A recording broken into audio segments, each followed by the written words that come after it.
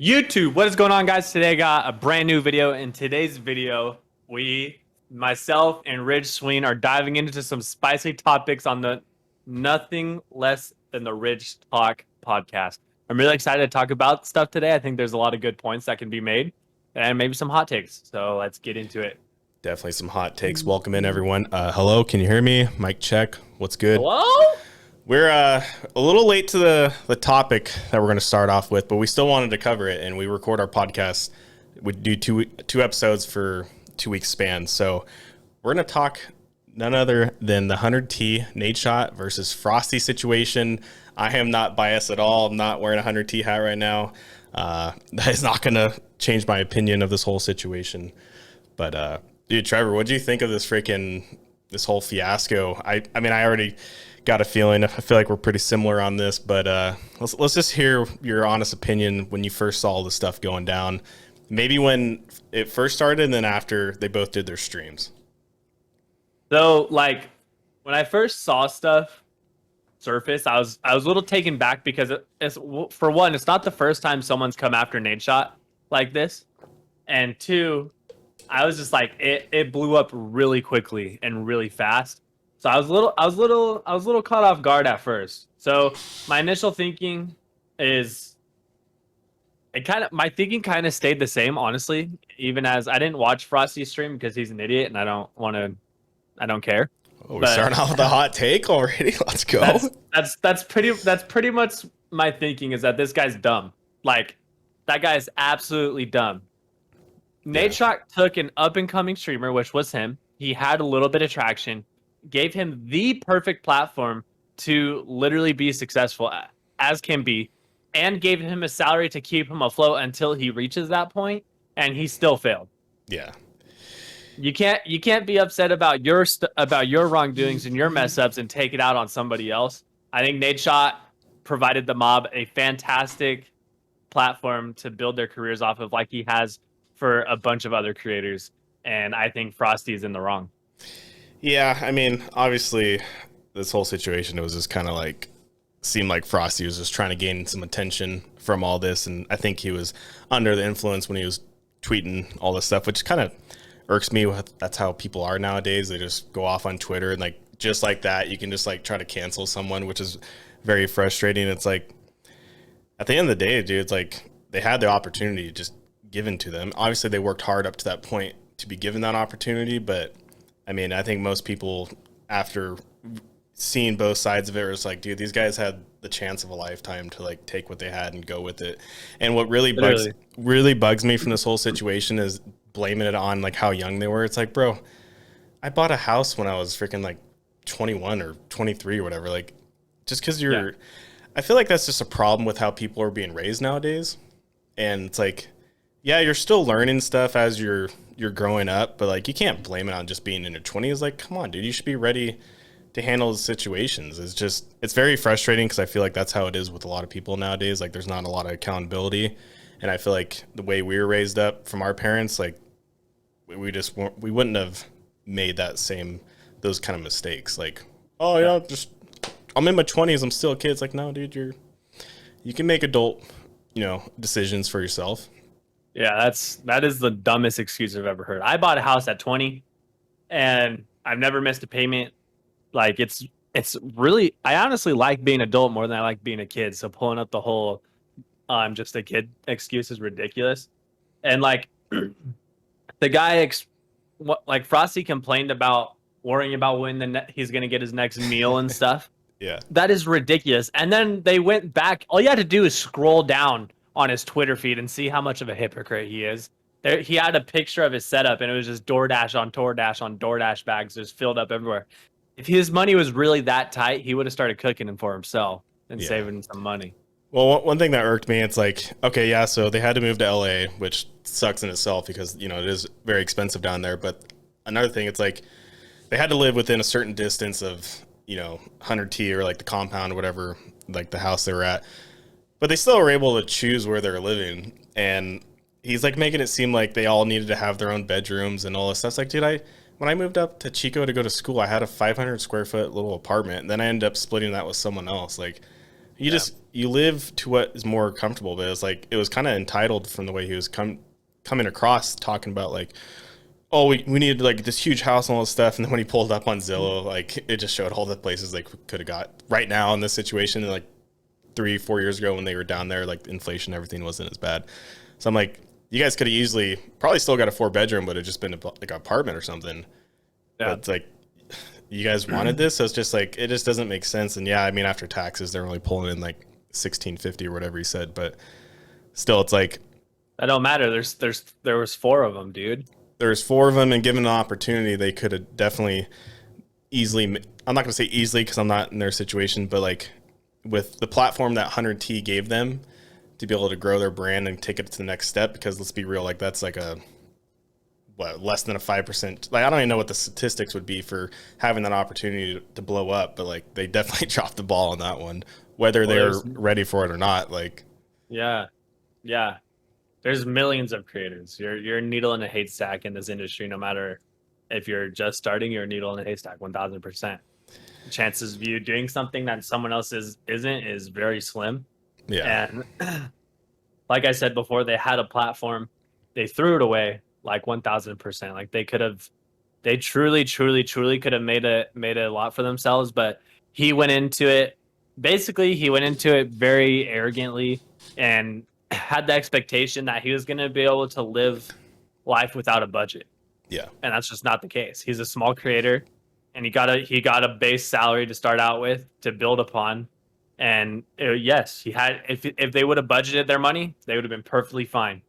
Yeah. But maybe that's where the immaturity comes. But for as far as I know, they were more than capable of making it happen. So yeah, I mean, the only thing I think people are kind of taken back a little bit and aren't on like Nadeshot's side is like the percentage of amount they would take from sponsorships that they brought from them. And I don't know. I mean, we don't know crap about that kind of stuff, but I mean, yeah, 85% definitely seems like a lot, but maybe given the certain situation that they were brought in, it's different than like them picking up like Courage or like these other creators that already have a large platform. So obviously they're not going to be like taking that same percentage, but I think they definitely took some flack. But I mean, they owned up to it and said, he just straight up said, hey, we only took 85% of the deals that we brought to them, and only two out of the 3, they actually took home 65%. And it's like, yeah, but I mean, we had to split it 4 ways, whatever. It's like, dude, you guys still got just 30 grand from that. Well, that's the thing though, right? Like it's not a brand deal that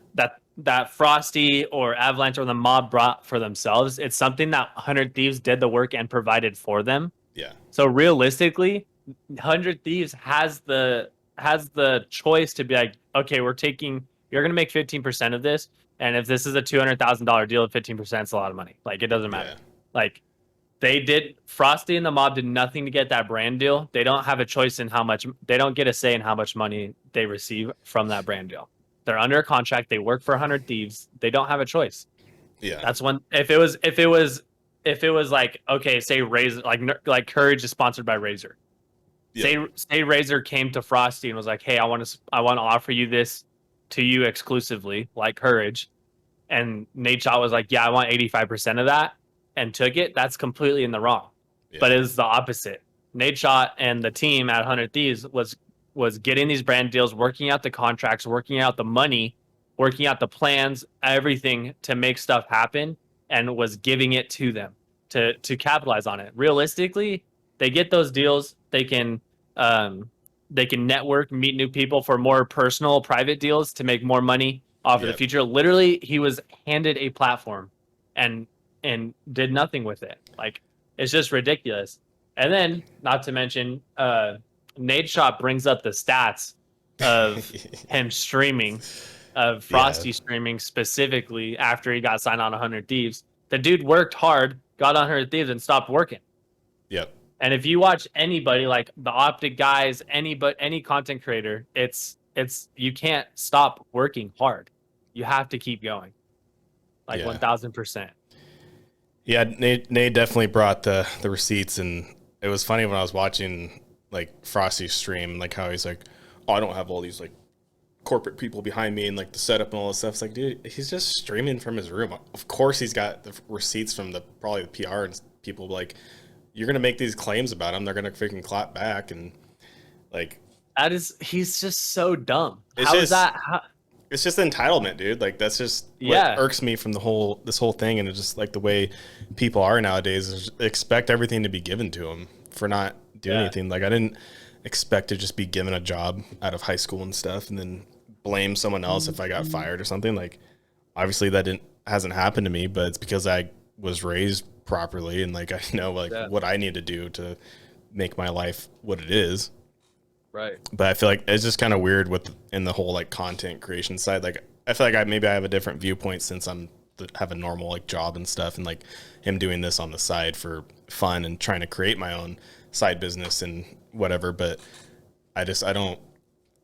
It just irks me that he feels so entitled to a lot of stuff, and I mean he still has he could still grow from this point, like, but he's not consistent. So who knows if he actually wants to like do this full time, or whatever. But he did his stream and it just like literally was agreeing with a lot of stuff Nadeshot said, and then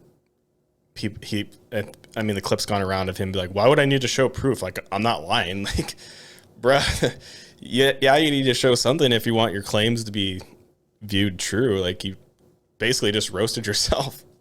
Yeah, guy's dumb. He's very hypocritical, but like at the end of the day, you don't come after a corporate company, especially one that's built as well as 100 Thieves is, and not expect to lose. Because Yeah, you're going to lose. Like yeah, nobody's gonna side with Frosty, and if you do, you're ignorant. Like 1,000%. yeah.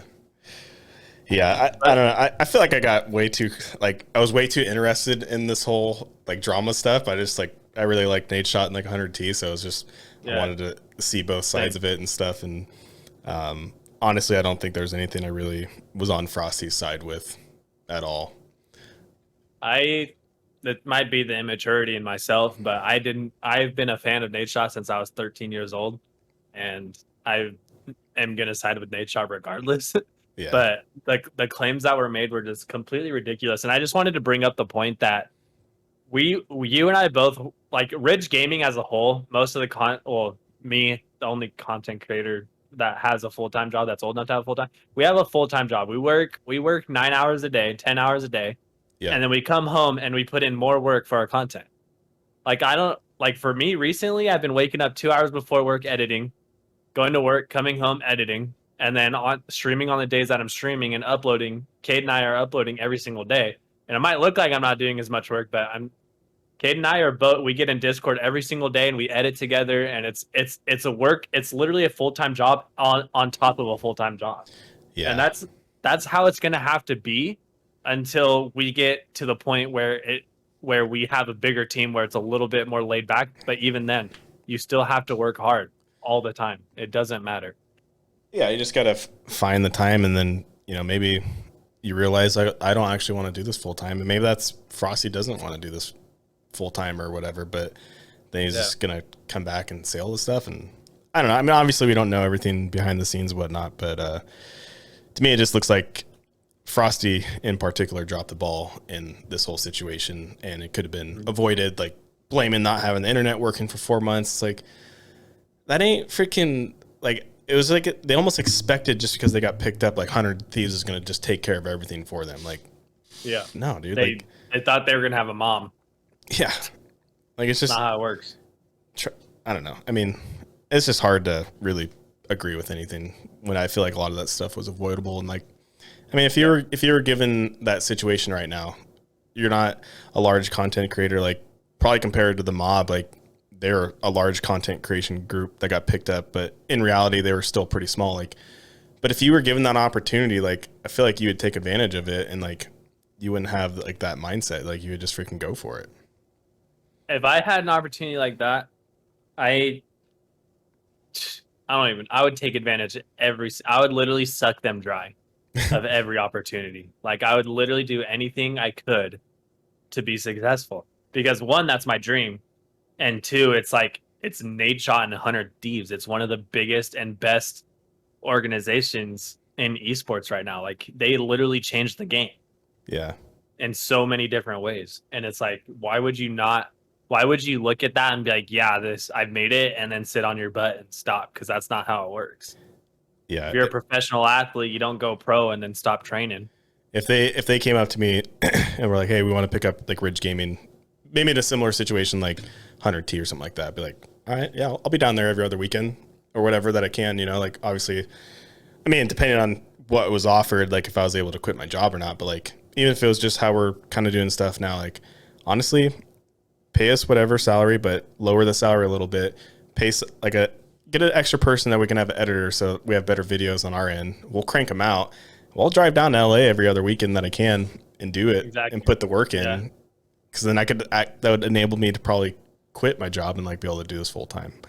I'm gonna be honest, they're getting paid more than I make right now anyways, so I'd be pretty stoked with what they were getting paid. Yeah, because that's just a flat base salary of $2K a month, not including anything they make off Twitch or YouTube, whatever. And they said, oh, we weren't making much off YouTube. It's like, well, you guys didn't upload. Like you weren't like YouTube's a lot of work, dude. It is, but I mean, like you guys had the opportunity to really elevate their YouTube channel a lot faster than probably most people.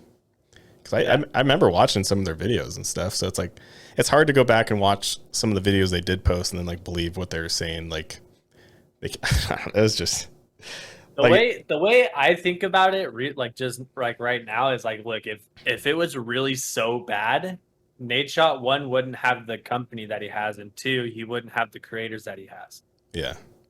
He has a lot of creators and he has a massive team. Like, if it was really that bad as what Froste was saying, it wouldn't be as successful as it is. And their track record's been pretty clean. I think other than this whole Froste situation, it's basically been Nick Mercs, right? And I mean, we'll probably never know Nadeshot's side of the story, but it's pretty much probably they had a deal that Nick Mercs was probably going to own some of the company, and then it just kind of blew up really fast, and he got all the investments and stuff, and like the handshake deal probably didn't work out, and that's what it was. You know, honestly, like I don't think 100 Thieves was in a position to have Nick Mercs as a part owner at that time. Yeah, and I think that's what Nick Mercs wanted, because it was a long time, like post that situation when Courage and Valkyrie became part owners, and I think 100 Thieves wasn't in a position to have another owner. Just because I don't know what the scope of it is. I'm not a business owner. I'm not a CEO. I don't own a business license. I don't know what it's like. But all I know is that I assume that adding someone to the LLC or whatever is a lot of work. And 100 Thieves probably wasn't in a position for that. They weren't even in COD League at that time. Like I think they only had an LCS team at that point. And that's when they got the big investment from like Scooter Braun and all those like people and Drake. And I don't follow Nick Mercs that much, but what I get from him is he's very like family oriented, you know, having the real friends and stuff. And I feel like the bridge just got burnt, and Nick got which, you know, whoever side you're on, like that bridge got burned. So he holds that very close to him for whatever happened. So I could see why he could be upset over it and stuff. And, I think it worked out for both parties in that situation.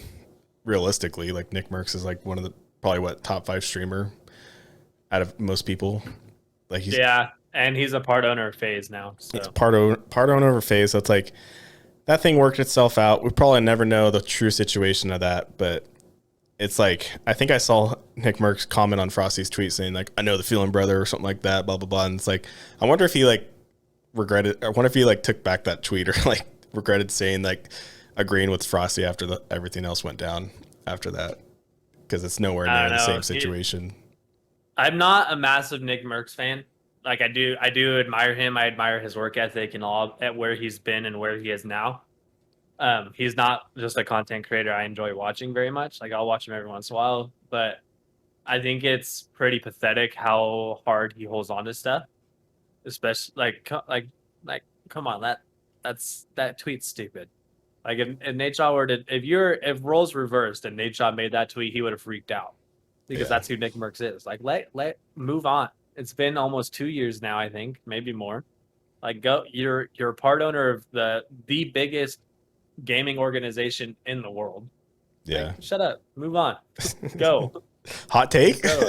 Hot take, bro. Shut up. Yeah. Anyways, I know. I mean, we might be a little late to the game talking about this, but I just wanted to voice my opinion on the situation and pretty much say people are too entitled nowadays and people need to grow up and get into the real world. And that we've talked about in previous episodes of how people need to get off out of their rooms and go actually do real stuff in life and not just be on their computers all day. Yeah, for sure. But that's just where everything's kind of going. So I feel like my generation, like even like before you, like I feel like you're an anomaly compared to probably the rest of your age group just because like the way you were brought up and raised. And I think it's different. Like who knows how it's like, I want my son to have be brought up the same way I was, but at the same time, like I want his life to be easier than my life was growing up. So it might be easier for him to grow up and he'll get older and then maybe I'll be making a podcast episode about him talking smacks.